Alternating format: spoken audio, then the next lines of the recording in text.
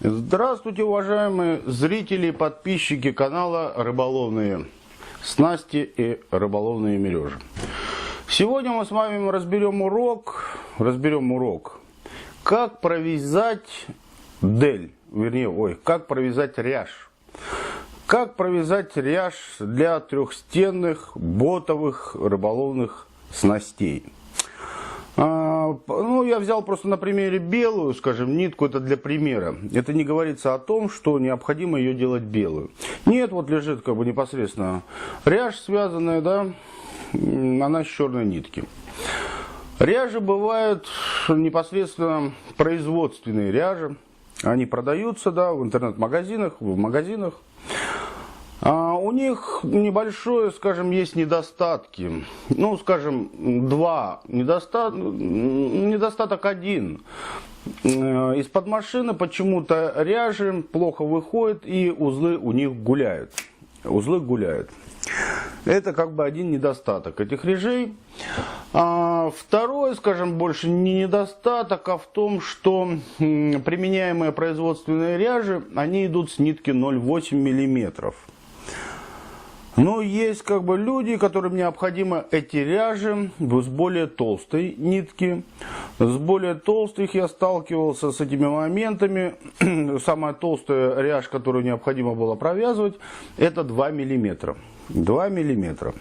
И градация, понятно, она идет разная. Кому-то необходимо в миллиметр, кому-то в 1,2. 1,4, 1,8, 1,6, то есть кому как необходимо. И в связи с этим приходится ряжевые полотна набирать вручную, потому что из-под машины их не получает, потому что массового спроса такого нет. И делают это в себестоимости подешевле, с нитки 0,8. Производственные ряжи можно приобрести везде, можно не вязать, так. Я говорю, бывают случаи, которые необходимы. Да, например, я взял белую нитку, и с белой нитки мы с вами посмотрим. Они практически то же самое вяжутся, как и сетеполотно рыболовное, принцип совершенно тот же. Также, как и считаю, провязка сетеполотна, мы делаем 2 узелочка, вернее 2 петельки. Одну петельку я делаю, чтобы повешать на крючок, да, небольшую. И вторую петельку, чтобы начать уже непосредственно провязывать ряж. Да. Для того, чтобы провязать ряж, они бывают непосредственно разных размеров. Бывает на мелкую ячейность, даже спрашивают люди и заказывают вместо ряжи ставить им, делать трехстенную сеть, да, и ставить вместо ряжи ячею более мелкую. У них более мелкая рыбка плавает, ловится, 100 миллиметров. 100 миллиметров и так далее, 100, 150, но в среднем размеры ряжи применяются от 200. 200 миллиметров, 200 и по разным моментам до 500 миллиметров доходит ячейность, 500 миллиметров. Непосредственно ряж зависит, окно ряжи зависит от размера рыбы. От среднего размера рыбы, которая водится в водоеме и попадается. Более применяемые размеры это от 200 до 300 миллиметров. Ряж также может подбираться и по средней размеры рыбы, и также непосредственно той ячейности, которую вы кратную садите уже непосредственно, когда готовите сеть. То есть применение может быть 200, 210, 220, 230, 240. Зависит также от ячейности сети и зависит от того, какую снасть вы готовите. То ли вы готовите ботовую снасть, то ли вы готовите ряжовую снасть. Да, там разный набор петель идет и разное, как и петель, также и разное полотно по высоте применяется в этих сетях. В разновидности ботовых и ряжовых рыболовных сетей. Сейчас я переведу камеру, и то же самое практически я взял для примера, плиточка, я называю их плиточка, да, какая-то плиточка сделана из пластика, она составляет 300 миллиметров. Все то же самое, ничего нового. Маленькую петельку мы с вами одеваем на крючок. На любимый я одеваю свой крючок. маленькую петельку. И берем плиточку уже непосредственно, да, плиточку. И делаем вот такие движения. Заводим эту игличку в эту петлю. Раз. Заводим сюда 2. Завели 2. Подвели под плиточку. Да, перехватили узелочек здесь. Также все вокруг. Под 2. Под 1. Сделали узел. Сделали узел. Делаем следующую также. Прихватываем. Раз. 2. Немножко не видно.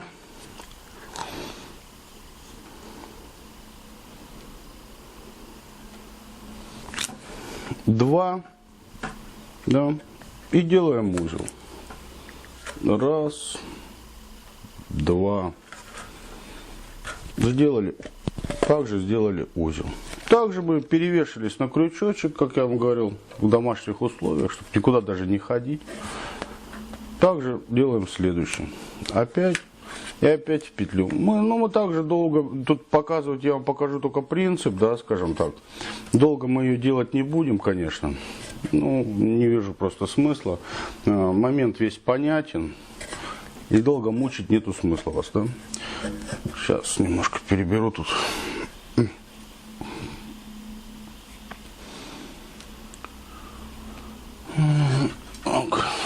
И то же самое. Ну, даже не хватает. Не хочу увеличивать.